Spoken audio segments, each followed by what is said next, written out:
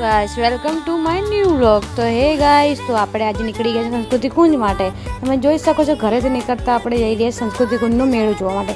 એ છે પ્રસિદ્ધ જગ્યા ગાંધીનગરમાં। એ બી રાણી અક્ષરીના નાવા માટે એ આપણે જોવા જઈએ છીએ, ત્યાંનો મહેલ છે। તો જો આપણે તો મેટ્રો સ્ટેશનથી નીકળી ગયા છે ગોપાલથી।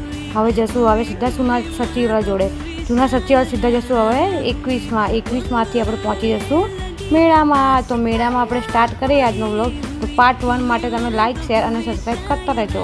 ઓકે ગાઈસ, તો જો આપણો મેળાનો ટ્રક ચાલુ થઈ ગયો છે। ઓકે,